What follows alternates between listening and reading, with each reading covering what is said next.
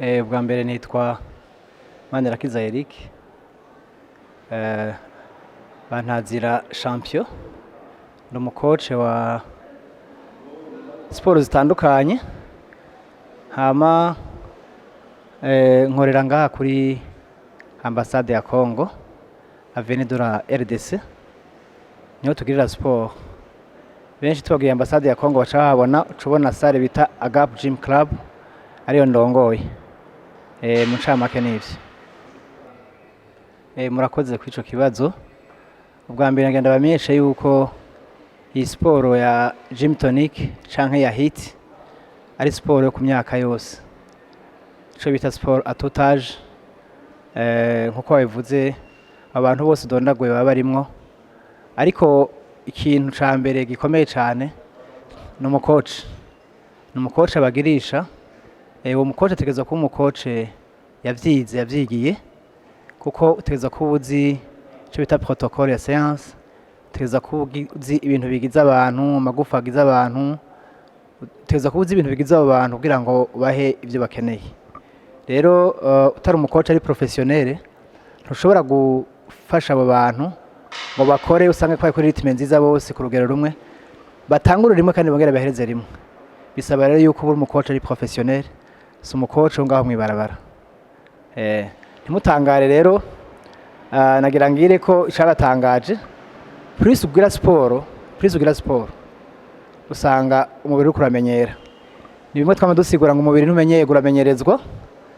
Ico gituma twama duhamagara abantu kugira siporo rigiriye. Ibarigiriye ryari? Ibarigiriye tuyigize gatatu mw'isomene. Ibarigiriye iyo tuyitwararitse turashobora gukora gatatu canke karenga.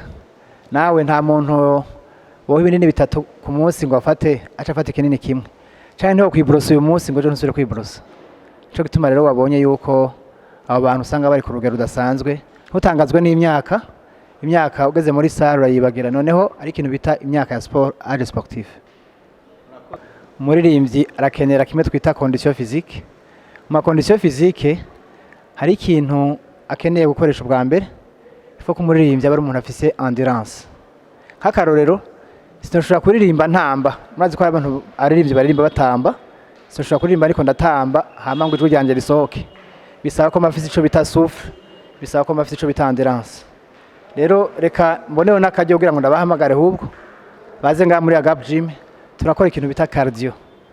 Cardio rero ni ikintu gihambaye cane, ni ikintu cyo gutravailler endurance. Imitsi ya pumo niko no bivuga mu Gifaransa, ugasanga yakoze yagutse, ugasanga uhema neza. Naho uri kuratamba, uri kuraririmba ugasanga nta ngorane nimwe ufise. Kuko iryo jwi riva kure cane, nari mpejeje kuvuga endurance, reka mvuge n'ikintu bita la partie abdominale. Mu bisanzwe bisaba concentration. Concentration rero iva hehe? Iva munda, no munda ifo kuba ukomeye cane, ufo kuba umeze neza kugira ngo ushobore gusohora rya jwi ryawe. Urumva ijwi usanga riva kure cane. Naco gituma rero ivyo bintu bibiri nivyo ngomba kwensista ko cane. Cardio d'abord bayikora gute? Cardio navyone ubikora gatatu canke kane, plus ukarondera les hautes montagnes, cyangwa ukaza muri salle de gym ugakora ya cardio, kuko umuziki wo usanga uri kurakora cane, wasanga bamaze kumenyera. Ama abdominaux ni muze muri salle de gym, muri AGAPE GYM CLUB tubakore tubahe munda hameze neza, tubahe amaforme ameze neza kugira ngo musore amajwi yanyu neza. Yego. Rero ivyo bintu bibiri nivyo ngomba kuvuga ko cane. Ikintu bita cardio, ikintu bita abdominaux. Ama abdominaux arakenewe cane ku muririmbyi, kandi na souffle arakenewe cane ku muririmbyi mu ncamake.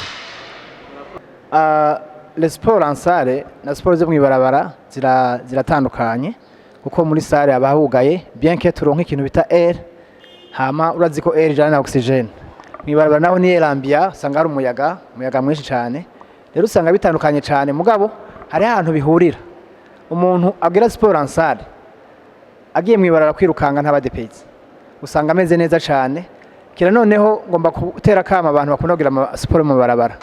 Yego ugakora ico bita cardio, mugabo hariho amaguru, hariho parties zo ku maguru zo bita ischio jambier, hariho amamore, hariho ahantu usanga utari kurakoresha, hariho quadriceps usanga utari urakoresha. Cyo gituma twama tubwira abantu ati mbega reka kumenyera mwibarabara gusa, hindura sport, kugira ama sport varié kugira ngo muronke za capacity. Munda ntuhakoresha uri mwibarabara, ndabona abwira ama abdominaux ari mwibarabara, nukuvuga n'amaboko ntakora uri mwibarabara, rero twama dusaba abantu kugira ngo amasiporo bayahindure, reka kubwira abantu ngo bame mwibarabara, ahubwo babwire bahindura amasiporo kugira ngo baronke za kapasite za karite z'umuntu ameze neza.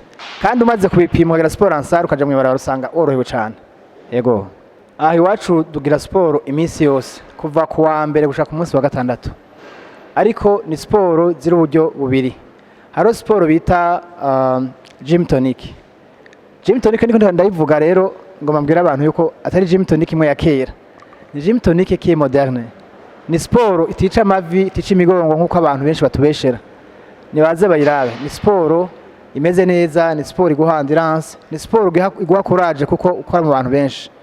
Hama rero tuyigira ku wa mbere, ku wa gatatu, ku wa gatanu, ku wa gatandatu.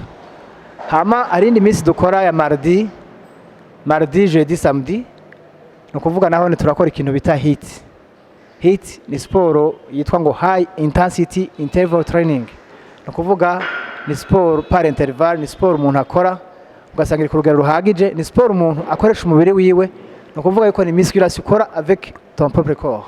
Ni siporo rero ihambaye cyane, abantu benshi barayitabira kuko bamaze kubona ikintu bafashije cyane. Rero izo siporo zose ziba isaha 12 gushika saa moya, yaba gym tonic yaba hit ni do 18h à 19h 10 canke 20 mugabo aho tuba duhejeje iyo siporo. Yego.